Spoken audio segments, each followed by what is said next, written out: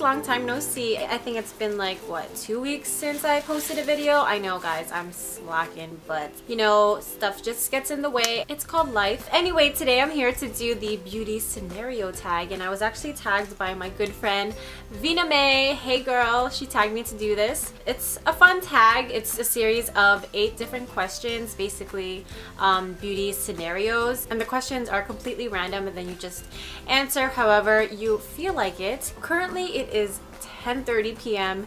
Yes, it's quite late, and I am filming because that's just what I do. So I have the questions here on my phone. The first question is, you have to get rid of all... Really? Stupid trucks! Don't they know I'm trying to film a video? Hashtag beauty vlogger problems. Anyway, you have to get rid of all your foundations, and you can only keep one high-end and one drugstore. Which do you keep? So the drugstore foundation I would keep like forever, and I would just keep repurchasing it, is my CoverGirl Stay Fabulous 3-in-1 foundation. This is my holy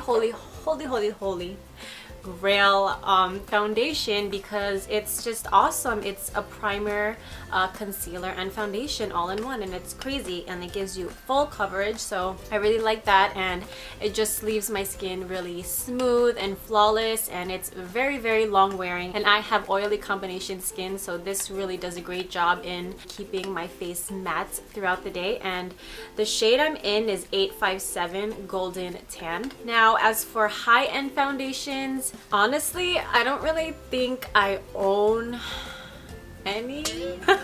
I know that sounds so bad, being that I'm a beauty vlogger and whatnot, but I'm the type of girl who likes to save her money and buy really great drugstore foundations that work just as well as expensive ones. So you know, why you gotta spend all this money, like 30 bucks, 40 bucks on a expensive foundation when you can just get a really good one for like $10. Number 2, you go for an interview and the lady interviewing you has lipstick on her teeth.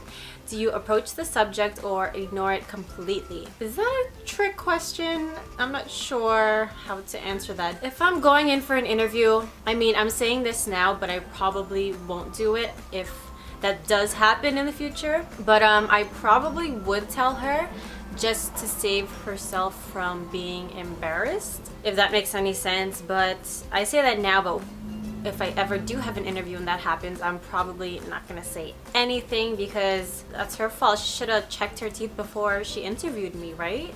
Number 3, you're not feeling yourself and you need a pick-me-up. Which lipstick do you put on to make yourself feel beautiful? So the lipstick, well, lip gloss that I chose is my Maybelline Color Elixir, and this one is in 075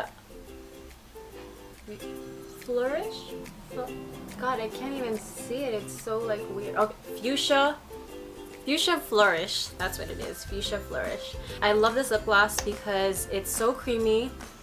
It smells amazing. It smells so flowery, florally. It just smells so good, and the pigmentation is redonkulous. Look how bright that is. It's so pretty, and it's a really great pop of pink. Number 4, you go back in time for a day to your teenage years. Oh god. How would you do your hair and makeup differently? Okay, well, first of all, when I was in middle school, I remember I had long black hair and I had a ghetto phase. So my hair would be slicked back with like gel. Like, I used a lot of gel back then. It was horrible, but my hair would be so like flat and like shiny from the gel, and oh god, I'm like picturing myself when I was a teenager, and it's not a pretty sight. I also wore really heavy black eyeliner on my upper lash line and lower lash line, so I probably would ditch the lower lash line because it was just way too much, and oh, it was so bad, and my eyebrows were horrible.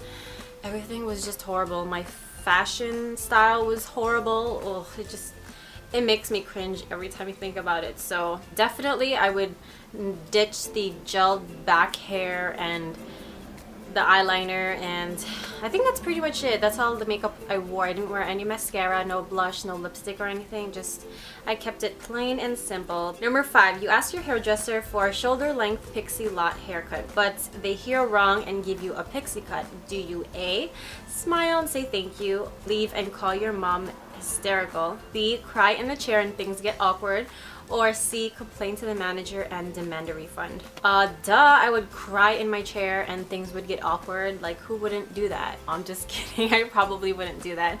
But I probably would complain and demand a refund, because if I spent a lot of money, then of course I want a refund. I didn't have time for that and I got money for that. So I definitely would say something, and I wouldn't just suck it up and go home, because they gotta know, like, if you are a licensed hairdresser, hairstylist, whatever, you should know better, you know what I mean? And it's no bueno. Number 6, your friend surprises you with a 4-day city break and you have 1 hour to pack. Which do-it-all palette do you pack in your makeup bag? So I am torn between 2 palettes. The first one is my Lorac Pro palette. This is one of my favorite palettes ever. You can do so many different looks with it, day or night, and it's just a great versatile palette. And the other palette I chose is my It's Duty Time palette. This is also an amazing palette, you guys. If you don't have this, I suggest you pick one up if it's still available. I'm not sure if it is. Great colors. Oh shit. Great colors. Oh shit. Oh my god, that is so embarrassing. Oh, thank god it did not break, because if that broke, I would have been pissed. Anyway, this is how the palette looks like. This is also a great versatile palette. You got a lot of neutrals, browns, and some pops of color, and it's very travel and user friendly, and it's a really great size palette. So those were the 2 palettes, but if I had to choose one of them, yeah, I'd probably go with my Lorac Pro palette, because all the colors are just awesome, and you can see I have beat this palette up real good, because first of all, my mirror is shattered over here. I don't know, it's just, it's my favorite palette. Number 7, your house has been robbed. Don't worry, everyone is safe, but your beauty stash has been raided. What's the product you really hope is safe? So the one thing that I hope is safe is my MAC Mineralized Skin Finish. And this is soft and gentle. It's a highlighting powder, and I'm obsessed with this. I got this last month. My boyfriend had gotten me this for Valentine's Day. It's a really nice highlighter. It gives you that really nice and healthy shining glow to your face. It's absolutely gorgeous, and I don't know what I would do without this. So the last question is, your friend borrows your makeup and returns it in an awful condition. Do you A, just pretend you haven't noticed, B, ask them to repurchase it, or C, secretly do the same to something of theirs? Duh, I would so do C, secretly do the same thing to something of theirs. Like, who wouldn't do that? Come on, karma is a just kidding, I probably would not do that. I'm not that mean of a friend, okay? Chill, I'm a good friend, alright? I would probably ask them to repurchase it, because they're your friends, and first of all, they shouldn't be messing around with your stuff like that and like break it after using it once. That's like that's just like wrong. That's messed up. They should know better, you know? My thing is that you should always give something back the same way it was when you borrowed it. Does that make sense? You know what I mean. Definitely I would say something to them, because girl, that can ruin a friendship.